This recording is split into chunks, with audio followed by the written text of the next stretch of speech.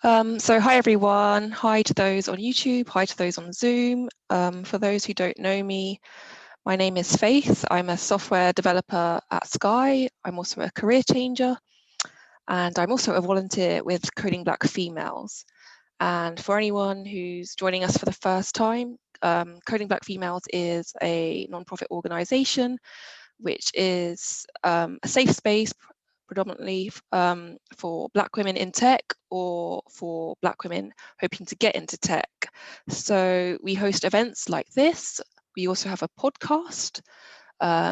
We've just started our own coding bootcamp for Black women, 52 Black women this week in Birmingham. So that's really exciting.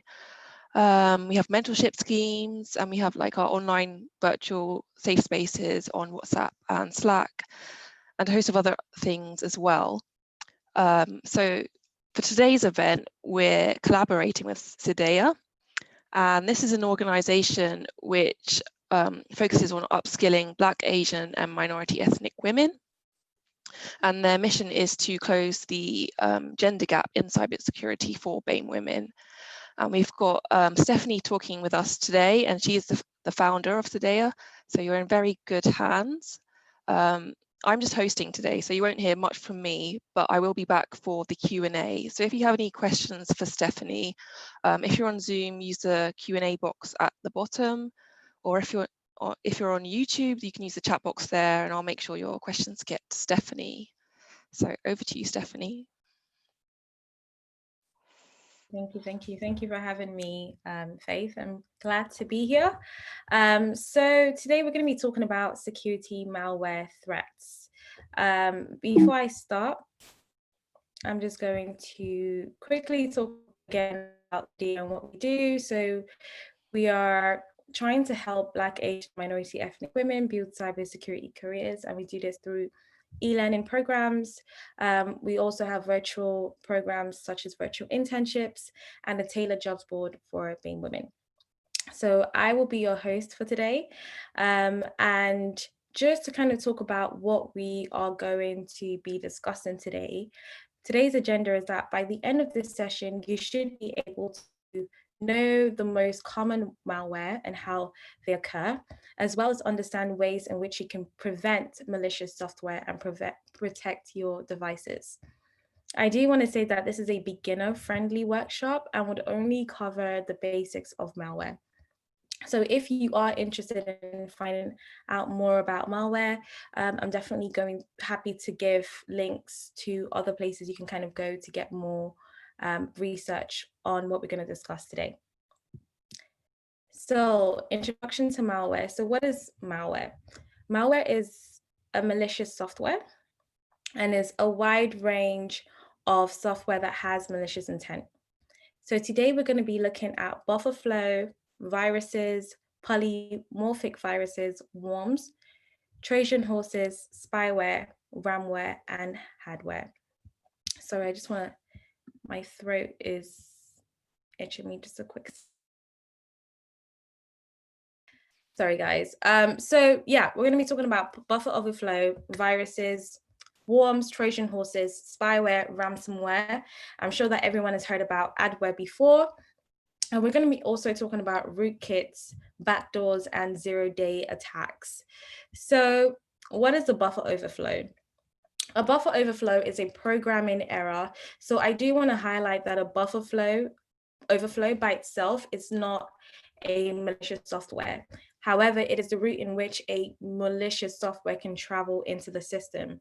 So a buffer overflow is a programming error, and it occurs when a program or a system process attempts to write more data to a fixed length block of memory. So the memory in this case would be the buffer. And then the buffer is allocated to store. So an overflow is written to an adjacent memory location, which can be exploited with a malicious code with the intent to cause an application or system crash to introduce malware to the system. So just to kind of like give you a visual point of how it is. So as you're looking at this illustration below, here would be the program memory buffer. So let's say it's set that only 9 characters can enter the particular application, and then someone tries to put 11, it's going to have an overflow because it can only get to this point. So now when it's overflowing, it then goes to the adjacent memory location. Now the memory location doesn't know what to do, so it definitely just wants to kind of execute all the information that's been inputted into the system as quickly as possible. So in this case, because it's trying to get through the programs as quickly, a malicious software can then enter in. So this is what a buffer overflow is. Again, it's a programming error, but doesn't necessarily mean that it's a malicious code. Rather, it's a vehicle in which a malicious code can enter. Now, how do you protect your system from a buffer overflow? The first one is to have a data input validation. So that's by you validating what type of data you want entered in. So let's say if it's like a password box, for example, you would say, no special characters, can only be numbers, and you only accept nine characters, for example. So that would be your first line of defense, is by setting the parameters of data that you want inputted into the system. Then another thing is that Windows does a runtime protection where it scans the computer to actually look for buffer overflows. So if you have a Windows system, it should already have that in there. And also there should be secure development practices. So as developers, there should be policies put in place to kind of set the parameters, for example, like I said, with the data input validation, but also ways to ensure that the right people have access to the right system and things of that nature. So there should be policies in place to kind of stop a buffer flow from happening. So just kind of like happening with buffer overflow, it's when there is a set amount of information that can be inputted within a system, and then somebody overflows it with more information that the system can handle, and because of that it overflows into the adjacent memory location. Now because the memory location doesn't know what to do with this extra data, it executes it, which is how a malicious code can enter into a system. So again, with protection, data input validation, Windows runtime systems, and ensuring that there are secure development practices and policies put in place for that. So the next thing I'm going to talk about is viruses. So if we're like defining what viruses are, so a virus is a set of malicious code that infests its host. So its host would be a computer system or a network. And when typically an application is executed, it then replicates when an activation trigger occurs, and then it will deliver its objective, which normally is a malicious intent. So the most common way in which viruses spread is through emails. So email phishing is probably the most common way. So if you get like a weird email where it's just like a link and they say, dear friend, I've just checked this website, click on this link, that's like an example of what a virus would be like. So if you see those type of emails, I'll probably advise that you don't click on those. Now, when we're talking about the different types of viruses, we have about 5. So the first one is a boot sector virus. So that infects the boot sector of a hard drive. When you're now looking at program viruses, it's embedded within a program, so that's more software. Then you have your script viruses, which is a web script based virus. And then you have your macro viruses, which tend to be included in Microsoft macros. So like Excel documents and Microsoft like Office kind of software that would have those macros in it. They're able to like implement a virus, or that's what we'd call it. And then the last one, you have your polymorphic virus, which I would say is probably the most, I wouldn't say dangerous, but at the same time, yeah, I would definitely say dangerous. And that's because it's a mutating virus. So it's creates a modified self-encrypting version of itself. And even the word here, self-encrypted, means that it hides its identity. So like a chameleon, when you think about the animal, how it can adapt to its surroundings, this is how this virus can adapt to its surroundings. And because it's very adaptable, it's hard for people to detect it. So which is why I'll say out of all of the viruses, that's probably the most dangerous, because it's very hard for you to identify that specific virus. Now we're going to move on to worms. I think going back now actually to viruses, a way in which you can protect your system from viruses is by having an antivirus software. McAfee and Norton are probably my two suggested antivirus providers to look out for. And then now going to worms. So worm, how you define like a worm is a malicious software that travels throughout a network without an assistant of a host, application, or user interaction. So with a virus, it needs an action. It needs something to happen to activate it for it to actually take place. While with a worm, it doesn't need any user activation. So now going back to virus, you need to click on the link through that example of email phishing for the virus to actually enter into your computer. While with a worm, it don't need any user interaction. It doesn't need any activated event to take place. So with that, with worms, they can replicate themselves hundreds of times and spread through all the systems in a network. So when we think about network, it could be your computer, another computer, it could be Wi-Fi networks. Just think about even the internet as well. So if you think about worms and how much it can replicate, you can see how dangerous a worm can be. Now, the outcomes of having a malicious software such as worm is that one of the problems is that because they replicate so fast, they consume a network's bandwidth, and that causes it to work slowly. It reduces the network performances, and they can travel, autonomously over the network.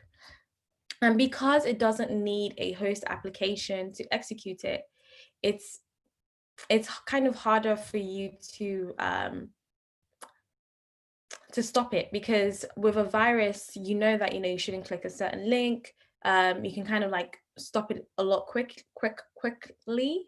While with a worm, because it doesn't need any interaction, it kind of acts by itself.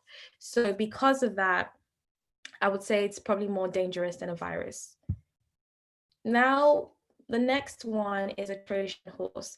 Now, I think before I kind of like give the definition of a Trojan horse, I'm just going to talk about the historical element of how the name came about. Now, a Trojan horse is a program that looks like something desirable. So it could be a screensaver. It could even be free antivirus software, for example, but it's actually not what it says on the tin. It has a malicious code attached to it. So now with the Trojan horse, it goes back to the Roman Empire. And when the Romans were trying to attack the Troy, they weren't able to actually get through the gates. So what they did was, because the Troy place, they had like the celebration, they created a horse that looked like it was part of the celebration, and they were able to go through using the horse. They were able to actually enter the gates and get into Troy. Now, what they did was the soldiers who were in that horse waited till the nighttime to then, when everyone's sleeping, to then open the gates for more soldiers to come through to then attack Troy. So now when we think about that whole, something desirable, but it's not what it says on the tin, that's where the concept comes from. So that's why the name Trojan horse is there. So a Trojan horse, like I said, is something that is desirable, but it's not. And when I was thinking of probably real life examples to understand how this works, I came across this article that happened, I guess, in the 2010, 2009, and it was a virus that still stole a lot of banking info. So what they did was they pretended to be a financial company, and I think in this case it was I'll just say RCA. It was a bank, and they were pretending to be the bank, and then because of that, people were putting their details within this website, not knowing that it was a fake website. And because of that, they were able to gather a lot of information through that. So that's what a Trojan horse is. It could be, which is why I think there is a concept that says that there is no such thing as free lunch. It's an economic concept, and that applies to life. If you see anything that says free tickets or free this, it's too good to be true. It's probably a Trojan horse or something that people are trying to use to get into your system. So I would say definitely be cautious and do your due diligence before you click anything that you're unsure of. Now, how it also does this is, like, again, thinking about the two things is antivirus software. Don't click on free antivirus software, because although it says it's a free antivirus software, it's more likely to be a Trojan horse. Another thing to look out for: don't download free computer cleanup software, because again, it's like the likelihood of it having a malicious code or it being a Trojan horse, it's much higher. So if you are to get an antivirus software or a computer cleanup software, I would say get from a reputable company and actually pay for it, because it just saves you so much down the line. Now, the next thing we're going to talk about is a logic bomb. So a logic bomb is a string of code that is embedded into an application that would execute in a response to an event. So this is a little bit similar to the virus, but I think the difference is with the virus, it's with the example of like the email, you see it and then you click on it. But with a logic bomb is that it tends to be attached to an existing code within a software, and you wouldn't even know that it's there. It'll be quiet until a specific event takes place. Now, an example of this could be in a military setting, for example, and if a said country is trying to attack another said country, so they can try and put this code or this logic bomb within their system, and then once they've done a set of actions, that code or malicious software will then crash the IT infrastructure. This tends to happen a lot in the military setting, and in the defense sector as well. But there's also, I think, a malware that is quite, I wouldn't say it's frequent, but it's also one to keep an eye on or to learn more about. So it's triggered by a specific event, and it can crash and destroy the IT infrastructure that is there, pretty much. So next one we're going to talk about is surveillance malware. Now, I think everyone knows more about like adware. If you go to websites, you see accept cookies and things of that nature. And with adware, it's kind of designed to show you advertisements. So it watches your movements and sees what you're typing to your like web data, Googling, what you typing into your system. So that's why if you're researching, let's say you're moving houses and you're looking for plants, for example, and then all of a sudden you see loads of advertisements on plants, that's essentially what an adware is. But when we're looking at a spyware, that's more malicious than an adware. I think the difference is like with an adware, there is awareness of it. So, it's if you don't want to share your data, or if you don't want to accept any cookies, you can say no, especially with the whole GDPR. But with a spyware, it's a malware that's installed in a user system without your awareness or consent. And it runs quietly in the background, and it collects your information like keystrokes. So what are you typing on your keyboard?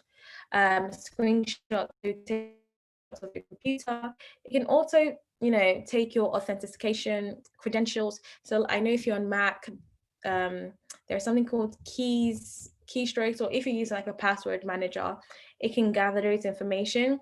It can also gather personal identifiable information. So this will probably be, let's been online and you're putting your credit card information, it can capture that information as well. And going back to web data, when I was talking about adware, web form data, again, is what you're Googling, what you're typing, what you're searching on the internet. So these are the surveillance software. Adware is, I guess, more acceptable because people know about it. When you type something, you see it pop up. I think it's more acceptable. But spyware definitely has a malicious intent. And that is to, it's to spy on what you're doing on the internet and what you're doing on your laptop, essentially. Now we're gonna go into ransomware. So I kind of gave this example here. I think this was the Ukraine government's website when they were hacked, essentially, or had like a malicious software put in their laptop. So essentially, a ransom software is a malicious software that infects your computer and displays a message. So what it does is it restricts your access to your computer, and it demands a fee to be paid in order for your system to work again. What I will say is, I haven't like researching this doesn't really happen commonly to, I guess, individuals cases, so like normal people, but it tends to happen to, it could happen to celebrities or companies that have like a higher amount of money or financial money. The fact, I think, looking at ransomware, it's hackers are more likely to go for people who have a higher finance. They're going to attack places they know they'll be able to get a greater monetary gain. So once it displays this message, it's kind of kidnapping your computer. And then once you pay, they promise to give you access back to your computer. Unfortunately, this isn't always the case. It's always advised that if you see this ransom, you see this on your screen, to call the police, because if you do pay, the chances of you getting your software back it can happen, but at the same time, it's very slim and unlikely, because they can use that to get more money and keep collecting money, and kind of like use this as a way to get as much as they can from you, essentially. This class of malware is basically a criminal money-making scheme and can be installed through deceptive links. Again, looking at email message, so like email phishing, instant message, or websites. So this is why I would say, like, just be careful of what you click on the internet and links you click on emails as well. That's the most common one. If you see a link that you're unsure of, don't click it, basically.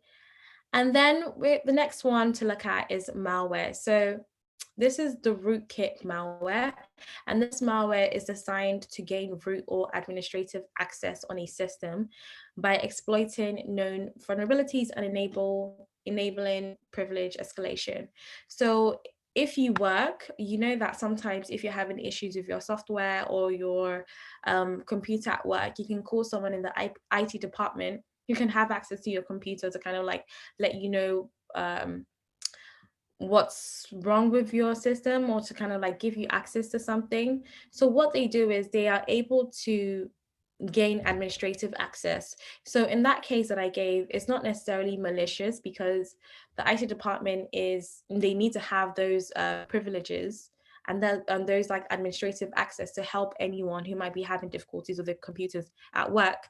However, once this is kind of used in the negative or criminal aspect, they can modify your core system. And this tends to happen in the cases, or if I'm looking at examples to give, would be government organizations spying on another government, or it could be like a corporate espionage, so like embezzlement, or could even be trying to steal a customer's data. So that's when a rootkit is more likely to take place. So essentially, the malicious code is designed to gain the same privileges as an administrator, to then be able to modify the system or gain data or gain access to people's systems. So if we think about this, if someone's able to gain access to your work laptop and you're seeing what you're doing, they can take a lot of information. They can sell that information to other companies and things of that nature. So that's when this is more likely to take place. So for the next one, we're going to be looking at a backdoor. So I think a physical example is, let's say you leave a backdoor at your home open. A burglar, can then enter in, because the backdoor is a way, like, tends to be unlocked. So they have more chances of getting into your house using your back door than your front door. This is the same thing when we're thinking about cybersecurity, especially in regards to systems, is that a backdoor refers to a method by which an authorized or and unauthorized users are able to get around normal security measures and gain high-level user access. So again, going back when we're talking access, talking about administrative access, and this would be on a computer system, network, or a software application. And once they're in, cyber criminals can then use this backdoor to steal personal data and financial data. And they can also then, because they now have access, administrative access to the computer or to the system, they are then able to install additional malware and hijack devices. So with a backdoor, it doesn't just work by itself, it tends to work with other malicious codes. Once they've gotten into your system, they're able to add more malicious software. So it could be spyware, it could be Rootkit, it could be Trojan Horses, it could be anything. So with the backdoor, it's kind of understanding like that there isn't any vulnerability in your code or your software application or even your computer access network and things of that nature. So I think in this case is especially since companies tend to work with a lot of third parties, is to ensure that your third party, if they have any vulnerability, that is escalated, as quickly as it needs to be. Which is why in cybersecurity and information security, there's a lot about contracts and ensuring that those third parties that you're working with are not vulnerable, because it would affect you as well. And so just going back to that as well, an example of that, which is here, is that hackers, there was a case about 3 years ago, so 2017, where hackers hid a backdoor within a CC Cleaner security app. So CC Cleaner is like this quite popular app, and what it does is kind of cleans your software and stuff from like viruses, or just, it's kind of like an antivirus, just a security measure. But because hackers were able to find the backdoor, they were able to infect 2.3 million systems or people just by getting through the back door and then installing other malicious codes to it. Now, finally, I think this is the last one. This one is a zero-day attack. So a zero-day attack are attacks that happen against cybersecurity flaws or vulnerabilities that are unknown to those who have created those like software, and they have no patch or no fix.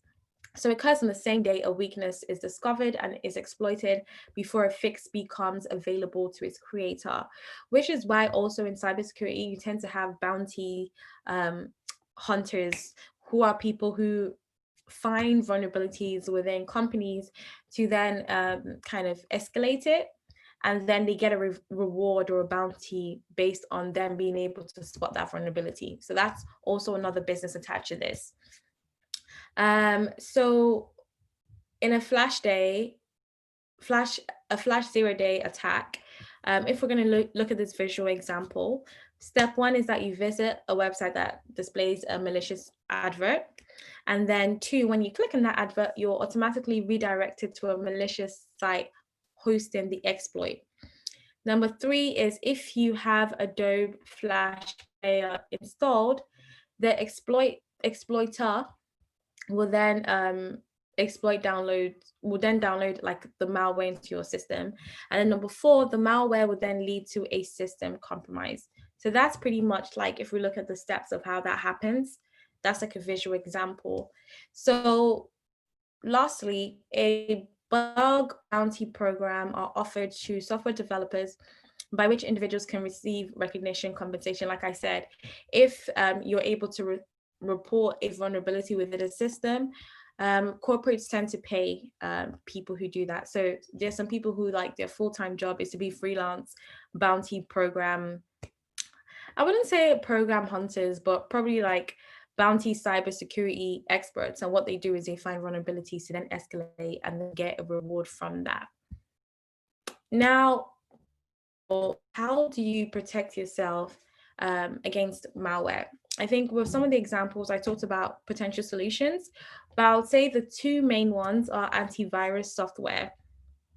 So an antivirus software is a software specially designed to detect different types of malware, and malware that can be often detected by these antivirus softwares include viruses, which we've talked about, Trojans, worms, rootkits, spyware, and adware.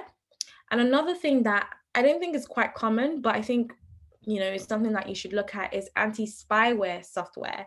So anti-spyware software is pretty much a antivirus software that has emerged, but it specifically targets spyware in your laptop. So those are the two ways in which you can protect yourself, as well as having policies in place. So understanding, like, especially when it comes to like awareness training, ensuring that in your workplace, people understand that there's certain emails you shouldn't click. This is where you then come to information security policies that needs to be put in place to kind of create cybersecurity awareness, so that people know what to click and what not to click, but also so that people, especially workers, they have an idea of, okay, this is the policy. If this happens, then this is what needs to happen.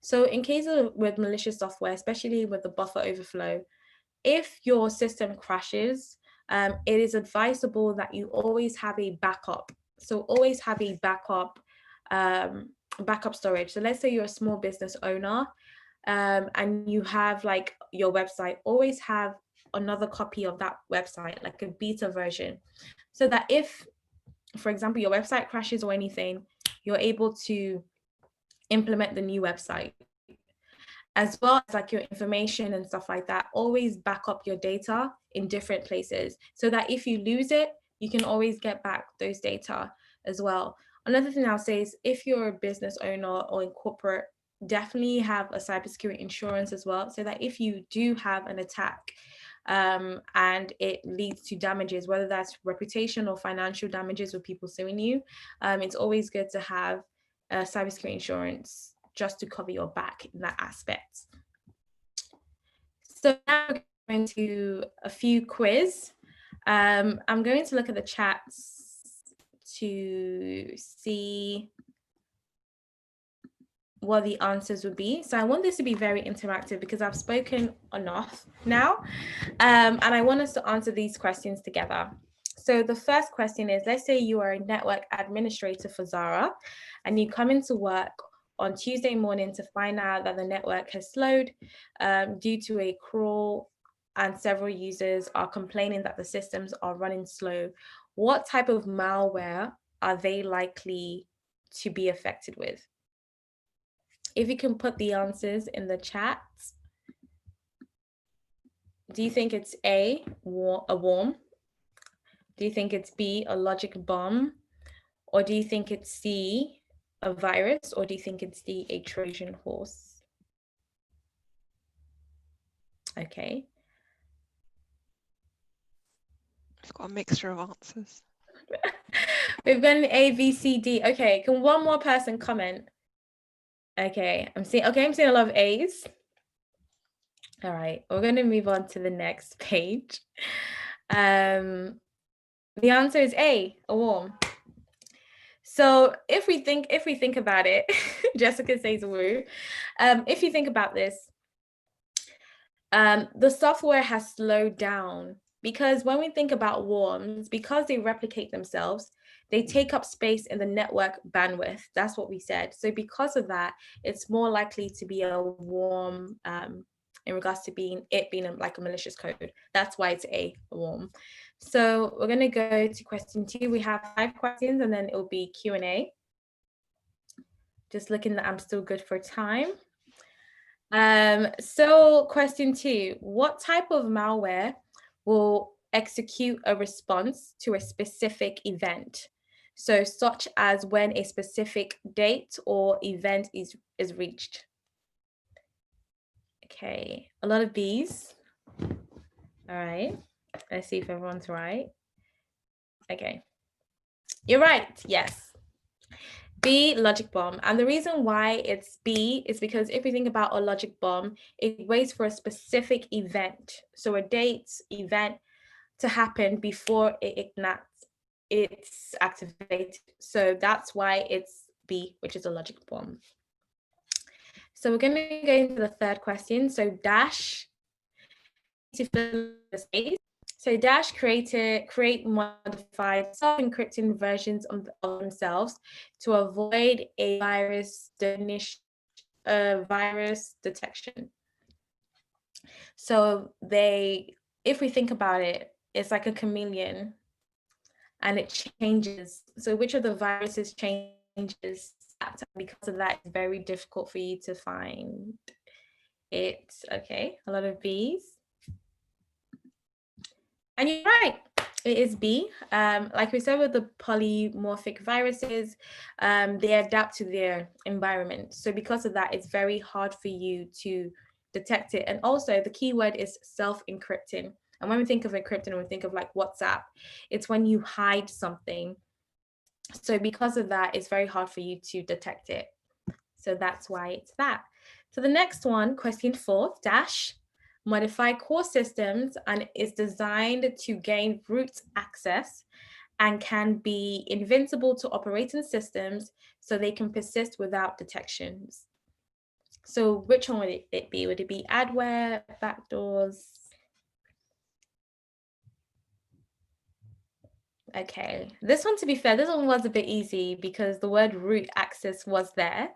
But yes, everyone is right. It's D, rootkits. So again, keyword here is root access, administrator privileges and things of that nature, which is why it's D. So the final question before I go into Q&A section is dash, day attacks are cyber attacks against software flaws and are unknown and have no patch or fix. Okay, yeah, you guys are right. It's 0-day attacks, and I think I should have left the day attacks here. Maybe I would have made it harder for you guys, but yes, it is E, which is a 0-day attack. Like we said, when you think about 0-day attacks, think about bounties. Like I said, people who are able to spot vulnerabilities within a system, and because they spot that vulnerability, they're able to get a bounty reward for that. So that is all from me. And I will now be taking questions. Yep, so if anyone has any questions on YouTube, please use the chat box. If you're on Zoom, you can use the Q&A box and we'll get Stephanie to answer them. So we've got a question from Kanju, and they say, how do I check if there's malware on my computer or account? So how you check if you have like a malicious code, just going back to the example here, is ensuring that you have an antivirus software. I recommended 2, McAfee and Norton are 2 good ones. And also I said like anti-spyware software is another one in regards to like surveillance. So those are going to be my top 2 tips of how to protect yourself. And with these softwares, it scans your computer, your system, to see if it has any malicious code in it, and it detects it for you and then tries to flush it out. So those would be my recommendation of how you can find out if you have a malicious code within your system and ways you can protect yourself also. Cool. Another question is, how did you get into cybersecurity? So what's been your career journey? Oh, okay. So I guess I have an interesting career journey because my background is economics. So how I got into cybersecurity would probably be officially from my second role within government.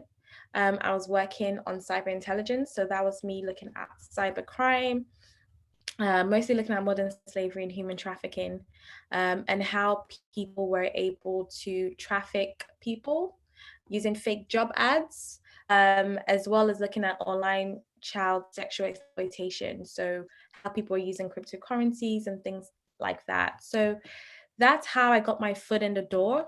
And I guess my passion for Seidea and how I wanted this organization to try and get more women into it is because in my team, I was the only woman. So there are very, very few women. And I think DCMS did a report where 15% of the industry are women and 16% are from minority groups. And then when you think about minority women, the percentage is very, very tiny. Now, if we're going into this online space where, things are not set, I think with the physical space, you kind of know what is acceptable and what is not acceptable. But in the online space, people don't have that information. But if we have more minority women in the sector, we'll then be able to influence it by sharing our experiences and knowing ways we can make women safe on the internet. So that's essentially how I got in, and probably why I'm passionate about cybersecurity as well. So we've got a couple of related questions. So for some of our audience members, they're wondering how they could start a career in cybersecurity. What would be the first steps to take? So I'll say the first step to take would be understanding which part of cybersecurity you want to enter. So cybersecurity has two strands. You have your information security, and that deals with like the governance, it deals with the risk side of things. It's the non-technical, as they would say, and that deals with procedures. It can even deal with physical security as well, business architecture and things like that. While if you're looking more at the information systems security, that's when malicious code that has to then do with like penetration testing, which is ethical, basically hackers, but also deals with kind of analyzing those systems. So in cybersecurity, they have people who intentionally test the system to see how safe it is by hacking it. And then they have a report on the different vulnerabilities. And then somebody would go there and then analyze what those vulnerabilities are and how the company can reduce those vulnerabilities. Then you have those who are in business continuity. And with that deals with how do you ensure the business goes on after an attack has taken place. So again, going back to what I said about saving your data, having a backup, that's probably going to be the job of the person who's doing business continuity. Their job is to ensure that after an attack, the business still goes on. So it's looking at the different aspects of cybersecurity and thinking, okay, what are my skills, and what can I do? How can I transition? So let's say you have a law background. I would definitely say then look at privacy. There are loads of privacy counsel roles that specifically deals with law, but for privacy angle. If you're an economics grad, like I am, it means you have a lot of good skills. So you might think of policy. You might think of like more of the information security side. You might think of the business continuity side. So it's understanding what are the different aspects of it and which part of cybersecurity do you want to enter? Because I think when people ask me this question, it's very vague. And because cybersecurity is so big, it's hard for me to kind of give you a tailored route. But once you know what job you want within cybersecurity, it's then easy for you to then understand, okay, these are the certifications I need to get. These are the type of experience and skills I need to get. And then it makes it easier for you to transition. Awesome. A lot of people have been asking about transitioning, so I hope that was helpful. Stephen's asking, are there any cyber certifications that you would recommend? Yes. So I would say like for basics, there are two types. So you have your CompTIA Security Plus, which is the beginner cybersecurity certification. It's an American certification, while with the UK certification, you have your CISMP, which is your Certified Information Security Principles Management. So with that one, that's the UK certification, while the CompTIA Security Plus is the American one. From what I would say is I would recommend to get the CompTIA one. I've done the CISMP, and I would say it's quite good because if you want to do that, it gives you the holistic approach. So it tells you about physical controls that you need to take. So that could be ensuring that the right people who have staff cards can enter into the building and securing certain areas that have sensitive data so that only certain people who have certain privileges can enter. While with the CompTIA, it's more technical, but the CompTIA is cheaper than the BCS. So it kind of depends on your pocket. If you want to get the CompTIA one, you can get a course from Udemy and you can train yourself and then do the exam, which I think is about £203. But if you want to do the UK one, which is a CISMP, that one is a bit more pricey. From what I've seen on like the internet, it's between £1,500 to £2,000. So it is quite pricey. And I think the only difference, if you're thinking about which one to get between those two beginner certification, is the UK one is more holistic. So that has more physical controls and kind of thinks about security as a whole, while the CompTIA thinks about it more in a more technical manner. So that's what I'll advise if you are a beginner who wants to enter the field, but you're unsure which certification to get. Also, sorry, finally, I forgot. There's also a network certification. So if you're more into like networks, CompTIA Network Plus is quite good, but Cisco is the most recognized one, and they have a CCNA. So that's another strand if you're interested in networks as well. Awesome, there's a lot of information there. So hopefully that's useful. Hesley is saying, would taking cybersecurity as a master's be a right move? Yes, I would say taking cybersecurity courses is a right move. And the reason why I would say it's a good move is because if you're doing it for a master's, your university would help you in your job search. That's one. Also, some of the certification bodies, they take into account if you've done like a higher education. I think they remove 1 year from your requirements. So in that case, I would like suggest getting that. And also it gives you a nice overview of cybersecurity, because you don't only think about it from like this whole corporate technical angle. You can take courses that looks at societal issues or human rights issues. So it gives you more chance to explore the different parts of cybersecurity you're interested in, and gives you that ability to focus on which part you want to specialize in. So in that case, I would recommend it for masters. Awesome. So moving a bit away from like personal development, Vicky's asking, what's the best way as a freelance website developer to protect a website from security vulnerabilities? So what I will say is to ensure like what parameters you're having for your software. So in regards to the buffer overflow, I would say that the data input validation is like your first line. So ensuring that only specific characters and specific types of data are allowed in that specific data input. I'm not a software developer, so I can't really answer that question to the best of my ability, but I will say looking at like information principles just to know what to do.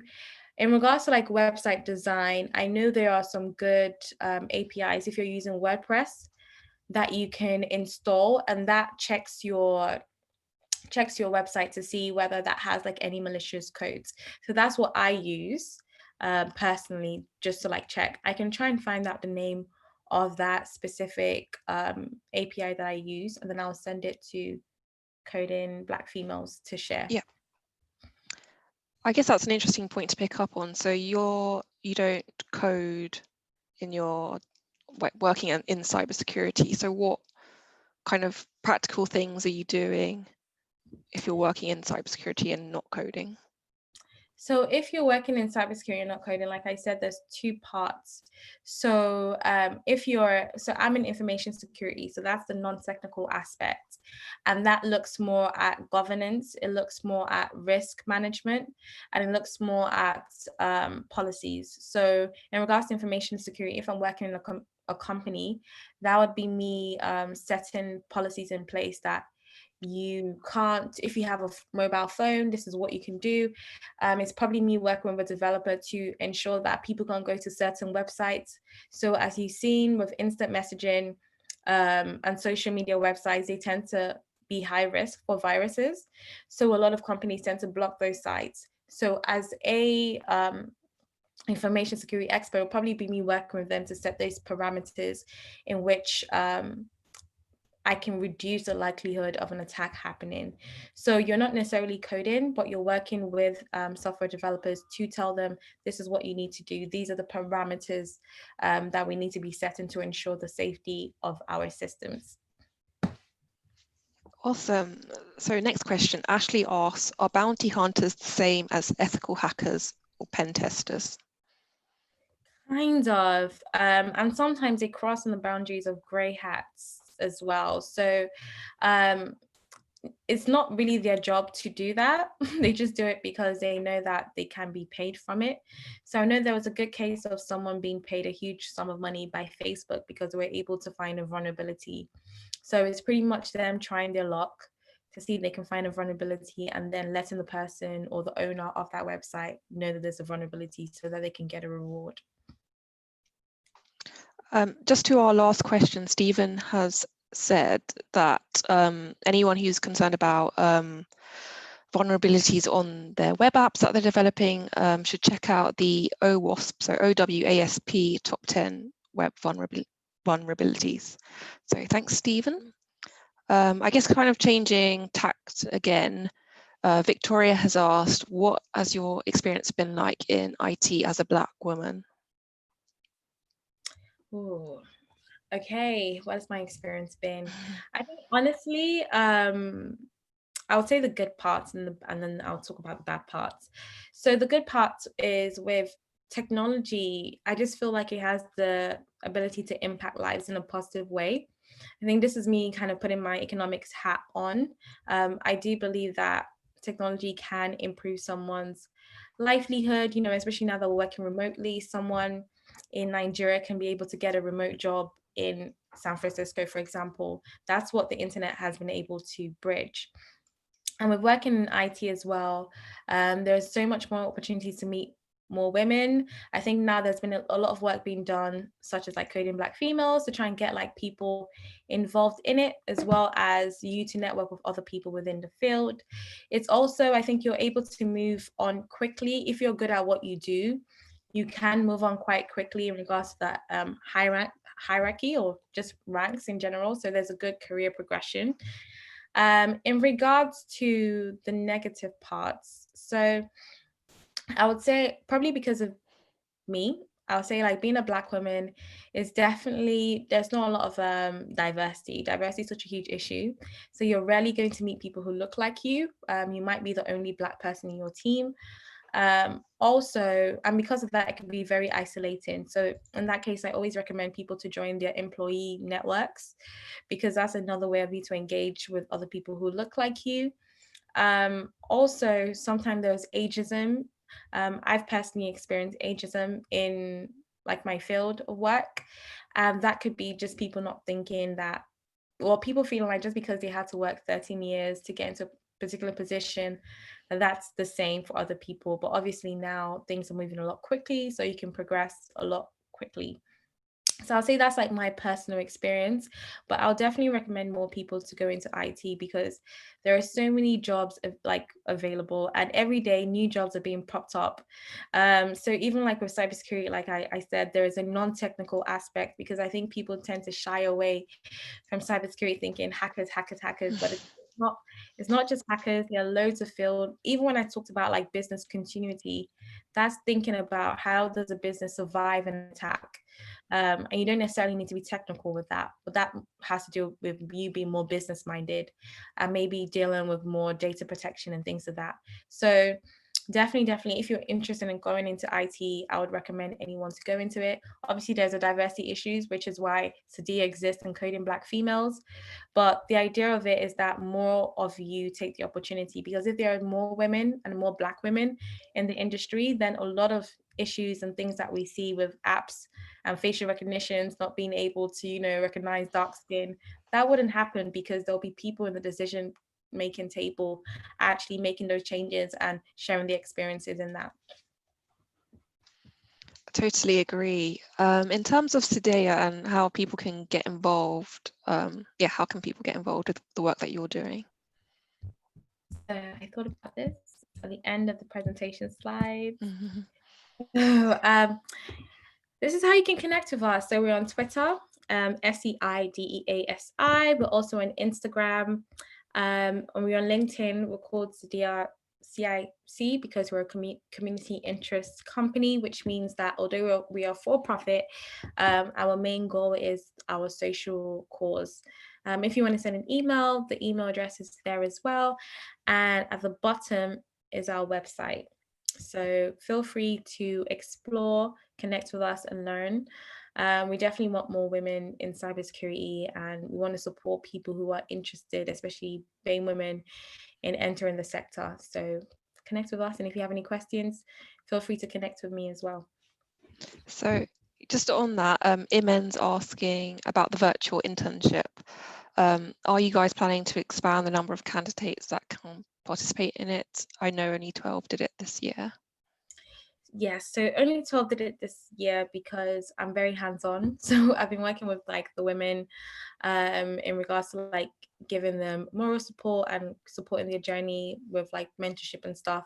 So because it's only kind of like me doing that hands-on process, it's a bit difficult for me to have like loads of people, which is why it's only 12. But we are working on expanding our virtual internship programs to do like more UK focused programs with companies. So once that gets finalized, then we'll be able to advertise more virtual internships. But those will probably be the cybersecurity companies handling the recruitment rather than us. So with that, we'll be able to get more women through. Awesome. I guess we're changing tact again. Imen also asked, I use Bitdefender. Is that good on its own, or do I need additional programs? So she's a what defender? Bitdefender, BIT. I think it will depend on what role you're trying to get. I will say that the good thing about cybersecurity, because we have a huge skills shortage, there are some companies who are willing to actually train you for the role, but those companies tend to not be in London, unfortunately. So another thing I would say is if you want to go more into like technical roles, let's say you want to be a SOC analyst and incident responder, then you might need to have like additional cybersecurity certifications, but you can still apply, highlighting your passion. And some companies are willing to train. So it depends on your luck.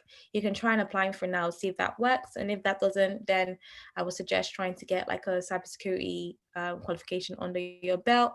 Another good way as well is if you see a specific role that you want within cybersecurity, they tend to put the certifications that they're looking for within those job ads. So that's another way for you to kind of understand which certification you need to get to be able to get that role. Okay, Inkhead Pierce has asked, on Mac PC, my browser keeps diverting to different search engines. Could this be because my Mac has been infected? So if it's diverting, I'll definitely again recommend that you install an antivirus software, because then that will be able to scan your laptop or your Mac to see if you have a malicious code in it. So you can be certain that that's a malicious code, or if it's just your computer acting up at the same time. So that would probably be my go-to advice for a way for you to scan your laptop to see if there's any malicious code that has taken place within that. So in terms of your day-to-day, what would be your kind of top skills that you use personally in your cybersecurity role? So now I am going into a PhD program, so that will probably be very different than just me doing research.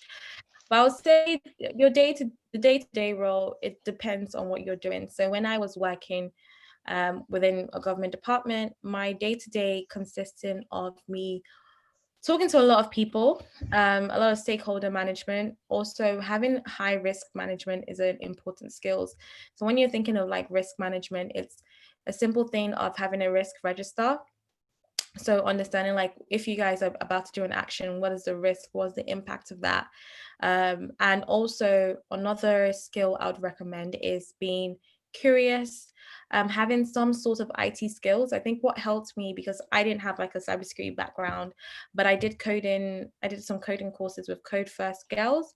So that kind of helped me because it showed that I had like passion for IT in general.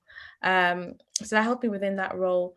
Another thing I would say in regards to skills is to, as well as being curious, you have to be very detail orientated.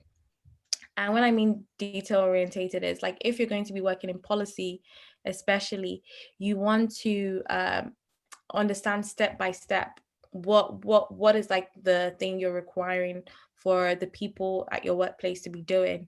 And if you're going to give like awareness or security awareness training, you then need to have presentation skills, so to be able to communicate with a different audience.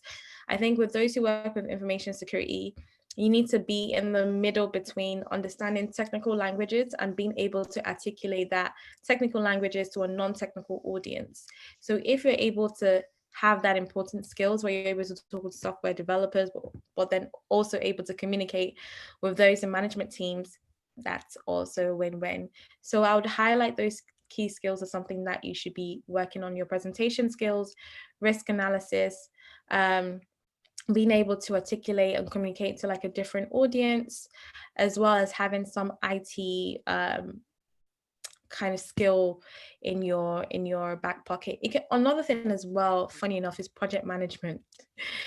People tend to really forget that skill, but project management, and if you don't have a project management on Prince 2, look at stuff like Gantt charts, GANTT.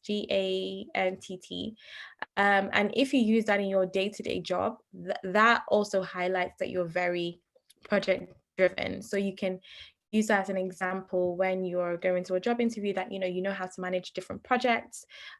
You've done that using a Gantt chart in this specific project that you worked. So that's a way of also building on your project management skills. So those are what I would say are my top tips on skills. So if our audience has any questions, now's the time to get them in, because we've got one left, but we're happy to answer more if there are more from the audience. So Basem said, what interesting things or tactics do you think work best when it comes to getting non-security people involved in cybersecurity, e.g. Awareness? So yeah, I think what we've been doing is we've been working on getting people who actually work in the field to come and give talks. So we've done a lot of like awareness events, because you can't be what you can't see. So understanding like the different roles available. So we've had people from the non-technical side and technical side to kind of talk about what they do, their day-to-day job, to kind of give people an example of their career journey and how that could be implemented in their own kind of career objectives. Another thing I would say is gaming. People forget how, gaming is quite addictive, but it's also a great way to teach people cybersecurity skills. I know Stephen, who's in the chat here, he's done some like cool articles looking at like the Netflix show You, and how that links into cybersecurity in regards to certain things that the main character did wrong. For example, leaving her window open, that's a physical control. Leaving don't having a password, that's a administrative control. So there are different cool ways in which you can kind of like teach people cybersecurity. It's understanding people's learning styles as well. It could be audio, it could be kinetic, them actually doing stuff. I know there are cool programs out there like Hack the Box, which allows you to kind of be in the mind of a hacker. So just think about like what resources are already out there can you use to learn. I know cybersecurity is a bit different to software because it's not like coding, and a different aspect, which makes it a lot harder for people to understand what the industry is, but also what roles they can do. Are there any more questions?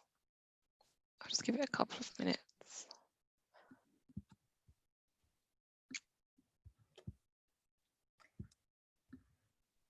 Feel free to ask any question. No question is a silly question. I'm happy to talk about anything.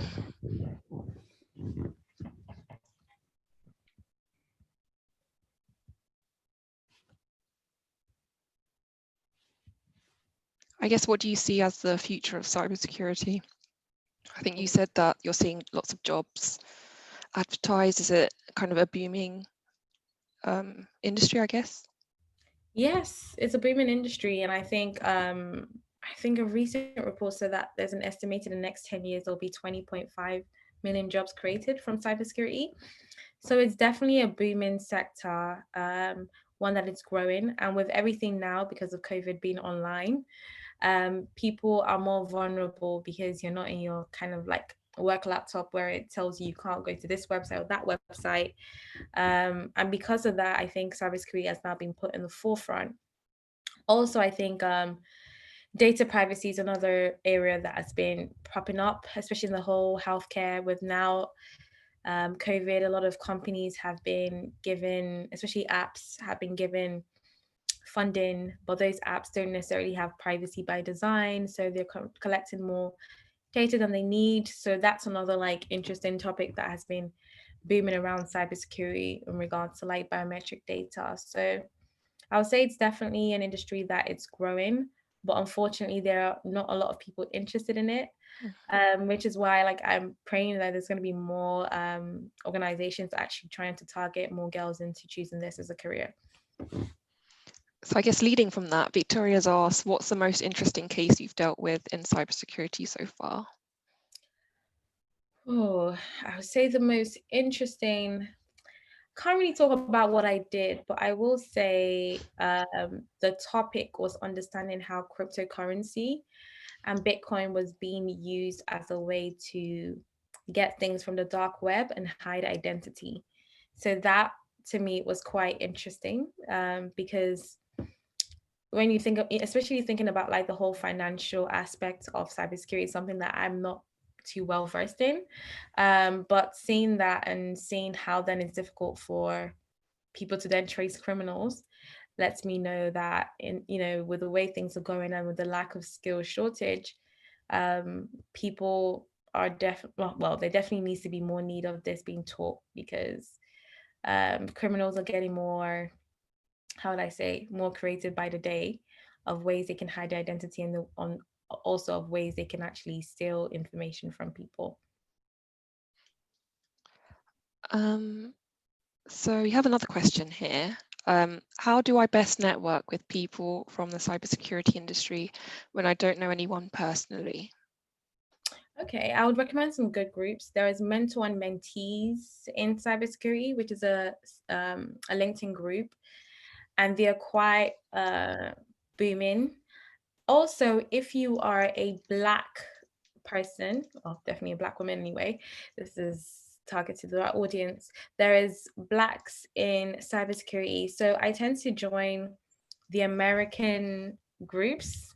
They tend to be quite good. So they have one, I think Black in Cybersecurity Association is what they're called. So they have a group me. So it's interesting that a lot of the groups in America, they tend to use group me, which is another version of Telegram.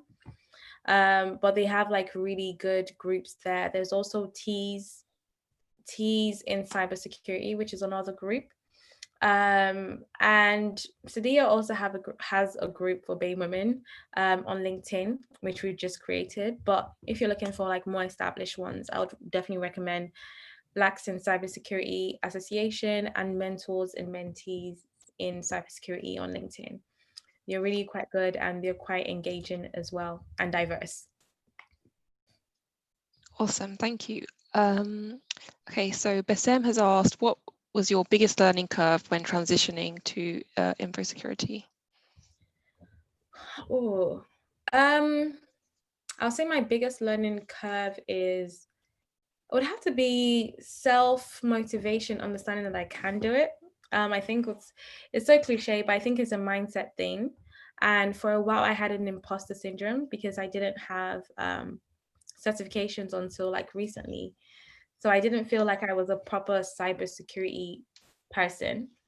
But what I learned is that actually cybersecurity is it's kind of linked to everything. So there's pretty much a role for everything. So you don't have to be technical. You don't have to have like a certification for you to be deemed as someone who is a professional within the cybersecurity field. Another learning curve I would say is like understanding how holistic cybersecurity is. I find like the whole physical controls and like having security guards and understanding like the infrastructure of a building, how to protect information in different areas, that to me was also very interesting and let me know that moving forward, that's something I would like to go into. So I would say like those are like my key learning curves. And also, like I said, with the whole two aspects of cybersecurity, that there are two different types. Information security is non-technical, and information security systems is technical because it deals with systems specifically. So I'll say those were like my learning curves and what I try to like let people know as well. Okay, so we have one last question. So Kanjua said, I have BullGuard installed. Is that enough? I'm not familiar with BullGuard myself. Are you? Well, I'm not familiar with BullGuard, but I would definitely say if you're using that, look at Trustpilot just to see what other people have said about it. I don't know if they've been using it for a while. Has the person said like how long they've been using it, or is it that they just installed it? Or Maybe Kanji, if you comment in the chat, how long have you been using BullGuard?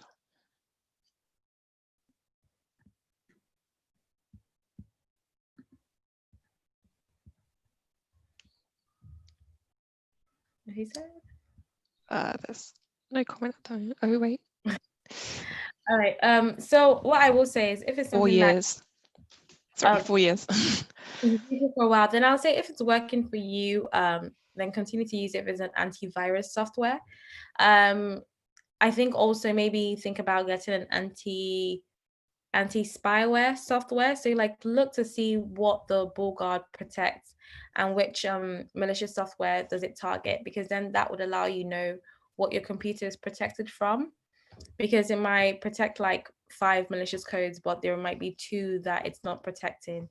So in that way, you will be able to decide, okay, I need to get extra security to protect me from X amount of malicious codes. So that would probably be my advice with that. Kanji says thanks. So Ira has asked, following the Black Lives Matter movement, has your company or sector reacted positively? Are you seeing actual change rather than sound bites? Oh, I would say yes and no. Yes, I'm in conversations, but in regards to seeing like would these conversations actually materialize to anything, it's pretty much I'm waiting to see. But what I will say is that it has sparked the conversation of diversity. But then, like you said, with diversity, you know, this has been something that's been going on, diversity and inclusion, but the inclusion is always very difficult. And when it's diversity, it tends to be that one or two like token person that they put for diversity. So what I would say is, do I see a real change happening in cybersecurity? I wouldn't say in the immediate future will be no, but long term, yes. In the immediate future, I would say no, because I feel like even within like the Black community, I don't think cybersecurity is something that's really talked about. I think when it comes to like software and coding, there's been a lot of work has actually gone onto that. So because of that, people are aware of those kind of jobs. But in regards to cybersecurity, I think it's one that, you know, there's still a lot of work that needs to be done with increasing that awareness of it. Yep, so that's why we have events like these. I don't think there's any more questions. So just to wrap up, I really want to thank Stephanie for joining us today. So as she mentioned, her Twitter, Instagram, LinkedIn, email are all there if you want to find out more about cybersecurity or the work that Seidea does. Thank you for all those that attended today. If you want to listen back, in a couple of days, we'll turn this event into a podcast. We'll also have it on our YouTube page, so you'll be able to watch back there. And in terms of Coding Black Females events, we've got a couple coming up at the end of August, one with Splunk and one with EditShare. So look out for those. I don't know if Stephanie, you've got anything more to say? I'll just say like definitely check out our podcast, SayPod, if you're interested in like commercial and human rights topics in cybersecurity. We're actually working on certification courses. So do put an eye on that. We've just gotten accredited, so we are now a training provider. So we're trying to see how we can actually not only create awareness, but upskill women to get certified within cybersecurity from a more affordable price.